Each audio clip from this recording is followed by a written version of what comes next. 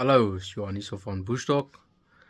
Ons gaan gou 'n videoetjie maak oor wat is die verskil tussen 'n SFP en 'n FFP teleskoop en waarvoor dit staan, waarvoor dit gebruik word en wat een gaan die beste vir jou werk.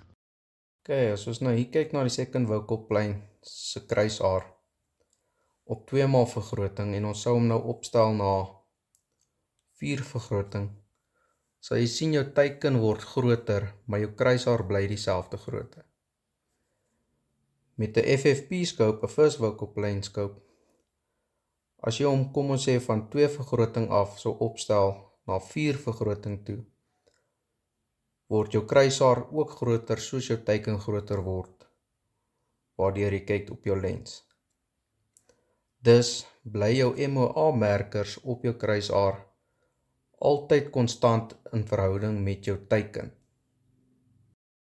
As ons kyk na second focal plane se kruisaar, sal jy sien elke teleskoop se MOA merkers is gekalibreer op 'n spesifieke vergroting. In die geval as jy daarbo kyk links, sal jy sien hulle sê daar image reticle scale at 18 times. Dit beteken hierdie skaal is gekalibreer op 18 vergroting en dus tel hierdie waardes net op 18 vergroting.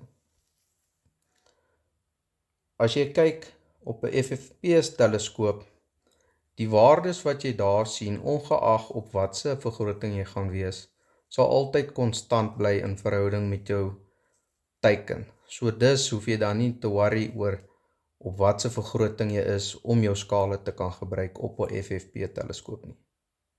Okay, nou waar gebruik jy 'n second focal plane scope en waar gebruik jy 'n first focal plane scope en wat een gaan vir jou die beste werk? Die kort antwoord is jy kan albei gebruik soos dit jou pas, waar jy wil. Dit hang af hoeveel jy bereid is om te betaal. In aard van die saak, 'n second focal plane scope is gewoonlik bietjie goedkoper as jou first focal plane scope. Maar jy kan albei gebruik in of jy nou in die jagveld is of jy nou gong skiet, maak nie saak, jy kan albei gebruik. Die verskil is jy moet net weet hoe werk jou kruisaar vir die tipe scope wat jy het en dan kan jy altyd benut soos jy moet. First focal plane scope is aard van die saak makliker, vinniger om te gebruik as jy, kom ons sê op verskillende afstande kompetisie of iets moet skiet en jy moet vinnig 'n holdover hê en jy weet okay, op 200 meter moet ek op daai holdover wees, op 400 meter op daai punt. Dit gaan jou aard van die saak uitwerk as jy nou jou ballistics uitgewerk het met jou bullet drop en al daai dinge. Dan gaan jy weet hoeveel MOA val jou patroon en dan dis watse MOA merker moet jy dan nou gebruik op jou kruisaar.